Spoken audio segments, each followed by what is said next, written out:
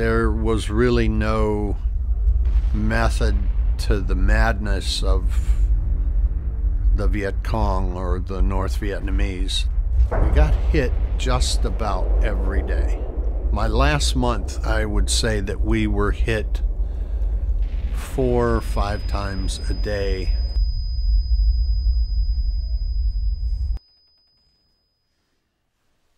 When I came back, I was very guarded, very, very guarded. There was almost nobody that I let into my inner circle. Everyone has a story that shapes their path in life, and mine started in June of 2010 when my stepfather got home from Afghanistan. He came home and he was completely different. He was a physically strong man, but you could see that he was deteriorating mentally. I would often find him crying in a closet or going from super happy to very, very upset in just a matter of a few minutes. It didn't just tear him apart, it tore our family apart.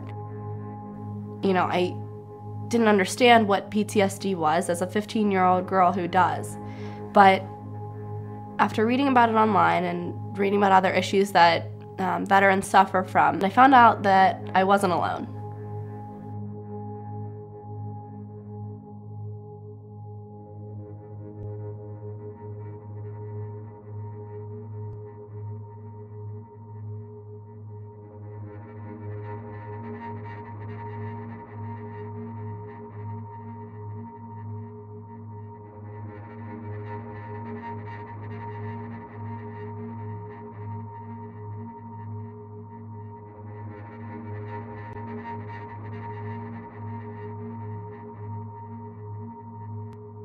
Oh, the Dresden bomb. That was a terrible time. Dresden was bombed because Churchill, he was infuriated because the Germans bombed an English town.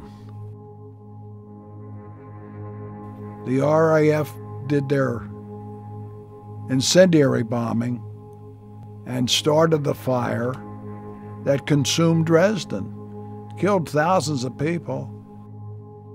And we in the air raid shelter were subject to the concussion. When the bombs dropped close to our shelter, the concussion would pick us up and throw us against the wall. It was a very scary time, and we all prayed. The guards prayed. One of the things that is true around anxiety is it elicits the fight or flight response. We either want to avoid the danger or we need to react to it. With PTSD, we see what we would refer to as a false alarm. There may be nothing happening in the moment, there's no perceived danger, yet the symptoms of danger are all present.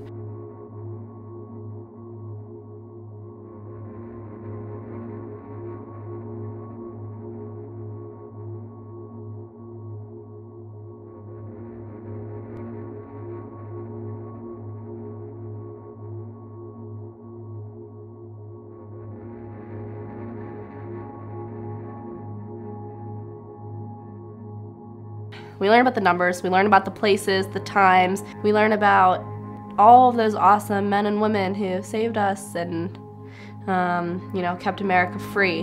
But we don't learn about what happens when they come home. We don't learn about the psychological effects of war and why this transition for them is so difficult. We take these folks and move them from the safe, familiar environment, and we put them in a situation that's fraught with danger on a daily basis. And so while somebody lives in that constant state of danger, they're managing, they're coping, they're surrounded by those. It makes sense to be there, and that sinks in. What happens later is what's concerning to us. When they leave the danger zone and are back at home where conceivably it's a safe environment and the symptoms rise to the surface, it's like the body doesn't know when to turn itself off. The mind doesn't know when to turn itself off. I didn't even know what PTSD was.